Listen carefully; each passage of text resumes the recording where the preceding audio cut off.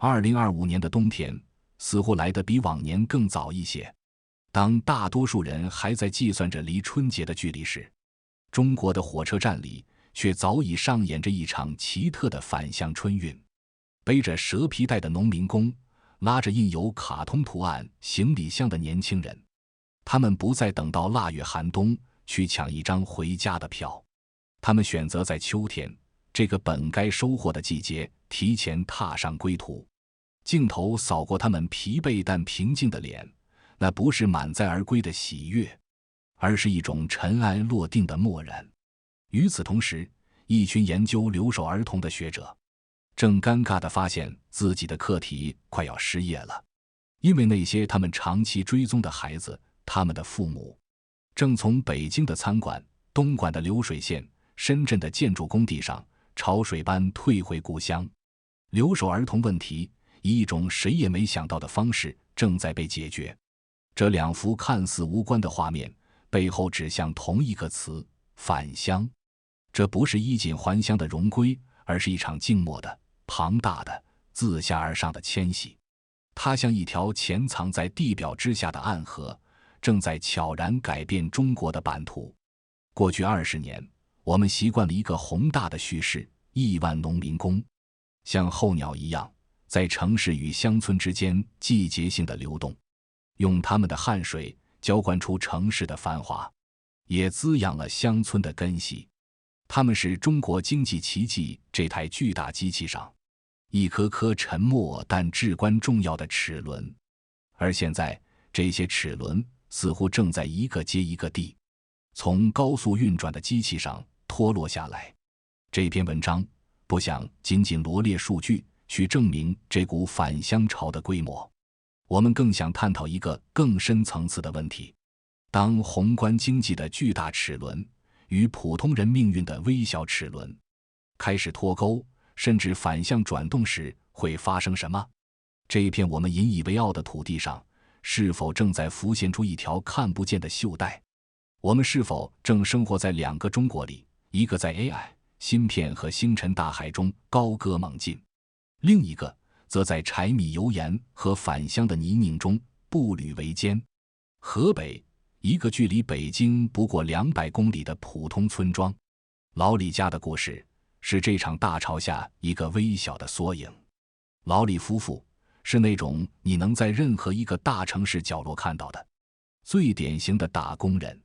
妻子在北京的一家连锁餐厅当服务员，手脚麻利，靠着微薄的底薪和一点点计件提成，每月能拿到6000多。丈夫则在一家出版社打零工，搬书打包，是个体力活，但胜在稳定。他们的生活就像一张双面胶，一面紧紧粘在北京这座光鲜亮丽的都市表面，贡献着劳动力，也承受着高昂的房租和物价；另一面则黏着老家的2位老人和2个孩子，源源不断地把血汗钱输回那个他们称之为根的地方。这种双面胶式的生活是过去20年2亿多中国家庭的常态。他们是城市的建设者，却是城市的过客。他们在城市里挣钱，在乡村里生活。然而，这张双面胶从疫情开始，粘性就越来越差了。先是妻子的餐厅，生意肉眼可见地冷清，老板开始拖欠工资，从全额发到发2/3，再到后来干脆变成了白条。妻子撑了几个月，最后无奈选择了回家。他在县城找到一份蛋糕房的工作，月薪3000，只有北京的一半，而且全月无休。他以为这至少是个安稳的落脚点，但他低估了寒气的传导速度。县城里的人们最先优化掉的就是蛋糕这种非必需品。蛋糕房的生意比北京的餐厅垮得更快。去年年底，老板直接关门跑路，妻子彻底失业了。几乎在同一时间，在北京的丈夫也接到了出版社的辞退通知。经济不景气，文化产业也未能幸免。他转行去干电工，想着这总是一门手艺，但他很快发现，随着房地产市场的冰封，电工的活也变得时有时无。有时候他能在工地上蹲一整天，也等不来一个电话。去年秋天，老李也回到了村里，一家人终于团聚了。留守儿童问题在这个家庭内部画上了句号，但另一个更严峻的问题浮现在了饭桌上：生计。6口人，2个老人，2个孩子，靠着每月200块的农村养老金和老李夫妇打零工挣来的不稳定收入，家里那几亩地自己种，刨去成本，1亩地1年下来的纯收入不到1000块。老李跟我算了一笔账，他说的特别平静：在北京，我俩1个月能挣1万多，除去房租和开销，至少能往家里寄6、7千。现在我俩加起来，1个月好的时候能有4000，差的时候1分钱进账都没有。但一家人每天睁开眼就要花钱，这种从稳定月入过万到收入极不稳定的坠落感，正在无数个老李家上演。他们的故事撕开了返乡潮温情脉脉的面纱。这不是什么告老还乡的田园牧歌，而是一场被动的、无奈的，为了生存而进行的战略收缩。他们退回乡村，不是因为乡村更有吸引力，而是因为城市，那个他们奋斗了半辈子的地方，已经挤不出他们的位置了。他们像一群退潮后被困在沙滩上的鱼，看似回到了水的边缘，却离真正的大海越来越远。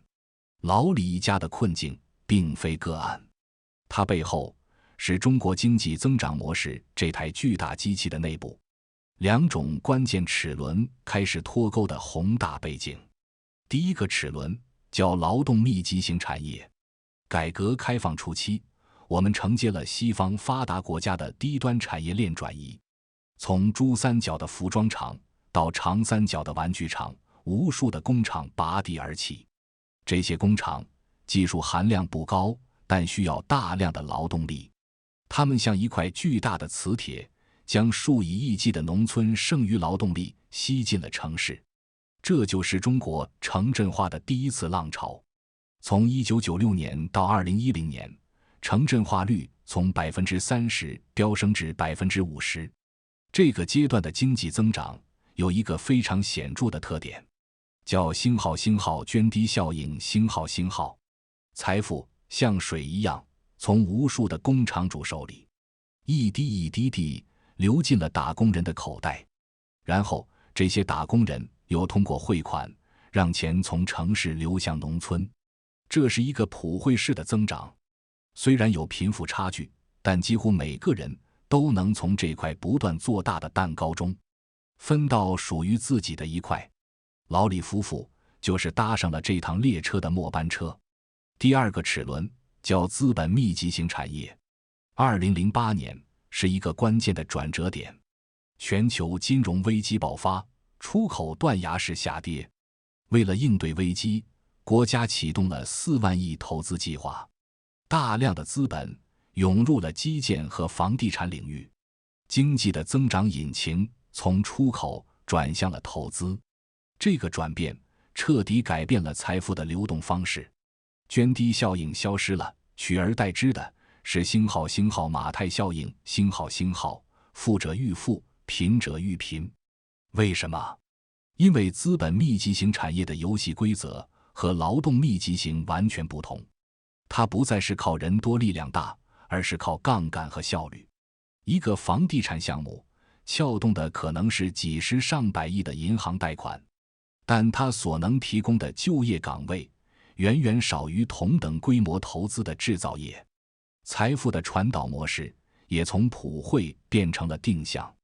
央企、国企、拆迁户、包工头，少数掌握了资本和资源的人，在这场盛宴中吃得盆满钵满，而留给普通人的越来越少。居民可支配收入占 GDP 的比重在2009年之后开始停滞不前，甚至下滑。城市对农村人口的虹吸效应也开始减弱，因为真的用不了那么多人了。而当房地打产这个巨大的泡沫被戳破，建筑行业的农民工变成了第一批被甩下车的人。故事到这里还没有结束。2018年之后，第三种也是更高级的齿轮开始加速转动，科技密集型产业。面对贸易战和技术封锁，国家将更多的资本投入到了芯片、AI、新能源等高科技领域。这是一个必要的、关乎国运的战略选择。但从财富分配的角度看，它进一步加剧了马太效应。一个芯片制造厂一年的资本开支可能是几百亿，但它雇佣的人数可能还不如一个大型服装厂。而且一个芯片工程师的薪水可能是普通工人的几十倍。更重要的是， AI 技术的进步正在让替代成为现实。无人驾驶替代网约车司机，家政机器人替代保姆，技术的每一次跃迁都可能意味着一批普通人饭碗的消失。于是我们看到了一幅光怪陆离的景象。一边是国产大飞机翱翔蓝天，国产芯片不断突破， AI 技术日新月异，我们的宏观经济齿轮正在以前所未有的速度向着星辰大海飞奔。另一边是老李这样的普通人，他们的命运齿轮却在减速、停滞，甚至开始反向转动。这两种齿轮的脱钩才是返乡潮背后最深刻也最令人不安的真相。美国的铁锈地带 Rust Belt 是全球化浪潮下产业变迁与个人命运脱节后遗留在一个帝国机体上的巨大伤疤。1950年代的底特律是世界制造业的灯塔，福特汽车工厂的流水线24小时轰鸣，180万人口聚集于此。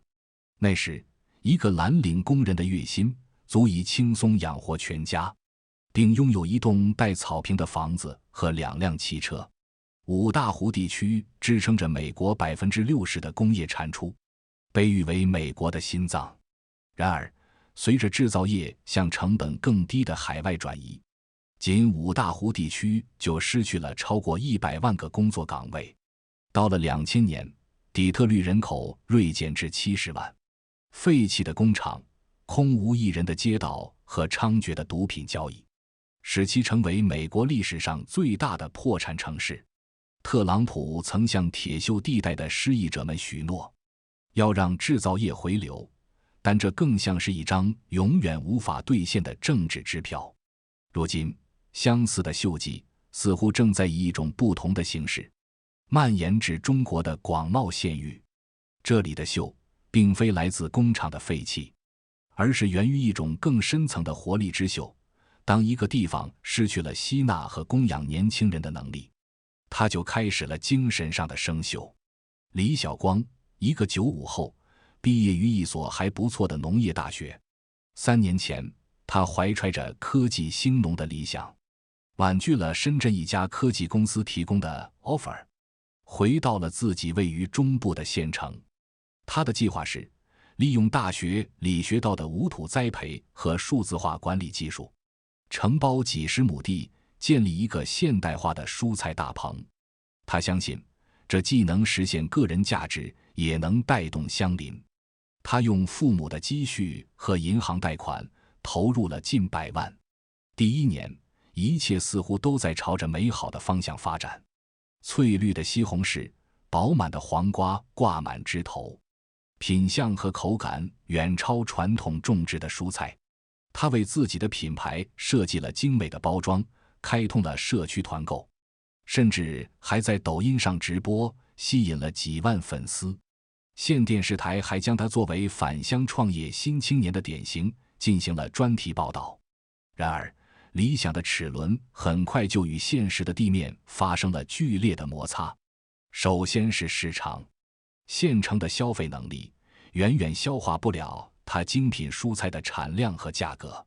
它的菜比菜市场的贵1/3，尽管质量更好，但对于习惯了精打细算的县城居民来说，价格依然是第一位的。他试图打通销往大城市的渠道，但物流成本、损耗以及大渠道商的苛刻要求，让他的利润空间被压缩到几乎为零。他发现自己引以为傲的技术，在冷冰冰的成本和渠道面前脆弱得不堪一击。更致命的是环境之秀，他需要雇佣当地村民帮忙，但村民们习惯了传统农活的节奏和方式，对于他要求的标准化操作流程总是阳奉阴违，迟到早退，操作不规范导致的损失让他头痛不已。他试图引入绩效考核，却被认为是没人情味，甚至遭到了软性的集体抵制。他感觉自己像一个孤独的外来物种，无法融入这片看似熟悉却早已形成自身闭环生态的土地。去年夏天，一场罕见的暴雨淹没了几个大棚，直接损失数十万。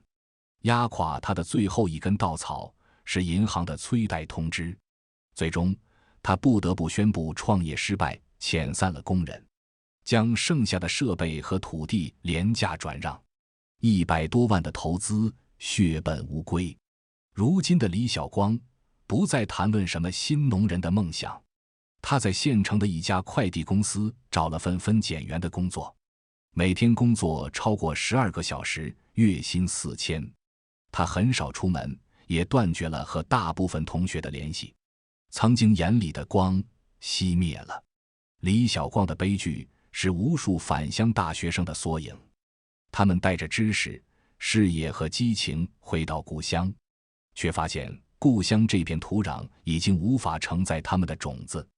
县城的经济结构依然以围绕体制内的服务业、低端商业和人情社会为主，它像一个固化的模具，无法为这些新元素提供生长的空间。当一个地方的经济引擎无法为最有活力的年轻人提供有尊严的就业岗位时，无论他的楼房建得多么漂亮，马路修得多么宽阔，他都已经开始了不可逆转的生锈进程。如果说宏观数据是国家经济的 X 光片，那么无数家庭的资产负债表和现金流量表就是这张 X 光片下最真实的血肉和骨骼。当我们把两个看似矛盾的数据放在一起时，一个被折叠的充满张力的中国便浮现出来。一个数据是中国居民存款总额屡创新高，已经突破170万亿大关。另一个数据是居民新增贷款，尤其是短期消费贷款，出现了罕见的负增长。这意味着什么？这意味着整个社会正在进行一场剧烈的资产负债表收缩，人们不光是不借钱消费了，甚至在拼命地提前还贷。这背后是对未来预期的普遍悲观。这种折叠并非均匀地发生在每个人身上，它更像是一场无声的分化。少数人的存款数字在飞速上涨，而大多数人则在竭力去杠杆，以求在不确定的未来中获得一丝喘息之机。王海45岁，曾经是珠三角一个典型的中小企业主。他从20年前一个只有几台机器的服装加工作坊干起，一步步将公司发展到拥有200多名员工、年产值近亿的规模。他的人生是过去几十年中国经济奇迹最生动的注脚。他的工厂就像一个微型的社会生态系统，他为200多个家庭提供收入，这些员工在工厂周围租房消费，养活了附近的餐馆、超市和房东。财富通过他的工厂像溪水一样涓涓地流向了社会的毛细血管。然而从2018年开始，他感觉一切都变了。先是特朗普的关税战让他的海外订单大幅萎缩，他试图转向内销，却发现国内市场早已是一片红海，价格战的惨烈程度远超他的想象。更让他无力的是，各种成本却在不断上涨，原材料、人工、环保要求、利润被挤压得越来越薄。疫情3年是压在他身上的3座大山，订单时有时无，但工人的工资、厂房的租金却一分不能少。他咬牙坚持，卖掉了自己的一套房子，给工人发工资。他总觉得熬过去就好了。去年他彻底熬不住了，他宣布工厂破产，遣散了所有员工。那一刻，他看着那些跟随他10几年的老员工，眼神里充满了迷茫和无助。他知道，他亲手打碎了200多个家庭的饭碗。破产后的王海仿佛一夜之间苍老了10岁，他背负着数百万的债务，妻子也和他离了婚。他从一个受人尊敬的王总，变成了一个四处躲债的老赖。他尝试过去开网约车，但发现这条赛道也早已拥挤不堪。最终，他回到了湖南老家的县城。他用仅剩的一点钱，在县城中学门口盘下了一个小店面，卖起了麻辣烫。每天，他从下午忙到深夜，1个月下来，刨去成本，能赚5、6千块钱。这和他过去的生活恍如隔世。王海的坠落，折射出中国经济从增量时代进入存量时代的残酷。过去，像他这样的蚂蚁雄兵是中国经济活力的基石，他们创造就业、传导财富，是涓滴效应最重要的管道。而现在，这些管道正在一个个被堵塞、被废弃。资本密集型和技术密集型产业的崛起，像巨大的抽水机，将社会财富向上集中，留给普通人的是越来越窄的生存空间。当无数个王海从财富创造者变成勉强维持生计者，当他们的工厂从就业蓄水池变成破产废墟，我们就看到了那个被折叠的中国。一面是科技巨头们在 AI、芯片领域的星辰大海，另一面是无数普通人在消费降级的泥沼中苦苦挣扎。返乡潮不是田园牧歌式的诗意回归，而是一场场无声的、被动的战略撤退。它是一个信号，一个关于中国经济深层结构性问题的严峻信号。它揭示了一个核心矛盾：我们生产了全球超过30%的工业品，但我们自己的人民却只消费掉了全球约13%的份额。这正常吗？这合理吗？经济发展的根本目的到底是什么？是为了让宏观数据表上的数字更加亮眼？是为了在与别国的科技竞赛中赢得胜利？还是为了让每一个普通人都能过上一种有选择、有尊严、有希望的生活？我暂时无法回答这些宏大而复杂的问题。